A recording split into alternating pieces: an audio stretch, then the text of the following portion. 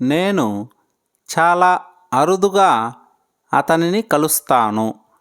ఆమె చాలా అరుదుగా ఇక్కడికి వస్తుంది.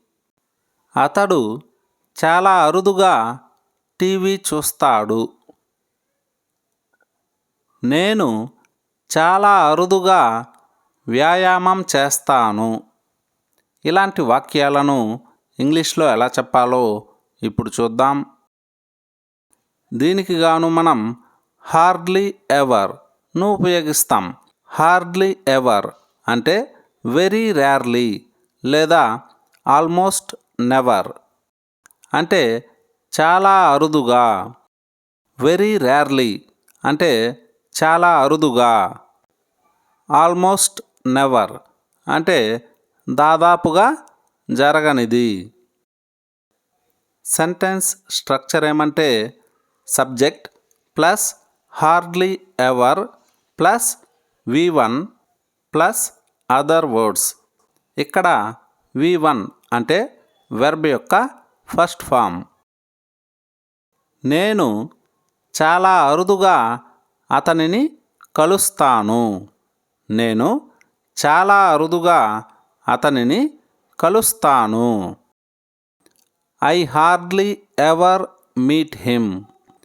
I hardly ever meet him అంటే నేను చాలా అరుదుగా అతనిని కలుస్తాను. ఇక్కడ హార్డ్లీ ఎవర్ అంటే almost never. I almost never meet him అంటే నేను దాదాపుగా ఎప్పుడూ అతనిని కలవను. అంటే చాలా అరుదుగా అతనిని కలుస్తాను. అంటే నేను అతనిని కలిసే అవకాశం చాలా చాలా తక్కువ. ఆ విధంగా జరగడానికి చాలా చాలా తక్కువ అవకాశం ఉన్నప్పుడు మనం హార్డ్లీ ఎవర్ను ఉపయోగిస్తాం. నేను చాలా అరుదుగా వ్యాయామం చేస్తాను. నేను చాలా అరుదుగా వ్యాయామం చేస్తాను. I hardly ever exercise. I hardly ever exercise అంటే నేను చాలా అరుదుగా వ్యాయామం చేస్తాను. అతడు చాలా అరుదుగా టీవీ చూస్తాడు. అతడు చాలా అరుదుగా టీవీ చూస్తాడు. He hardly ever watches TV. He hardly ever watches TV. He always watches TV అంటే అతడు ఎప్పుడూ టీవీ చూస్తాడు. అంటే 100% ఫ్రీక్వెన్సీ.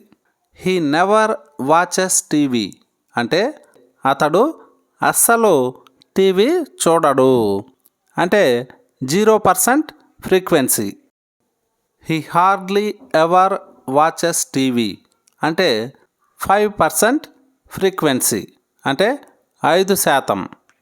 అంటే అది చాలా చాలా తక్కువ.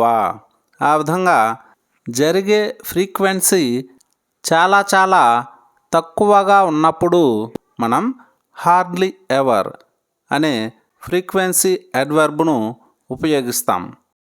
మేము చాలా అరుదుగా తినడానికి బయటకు వెళ్తాము.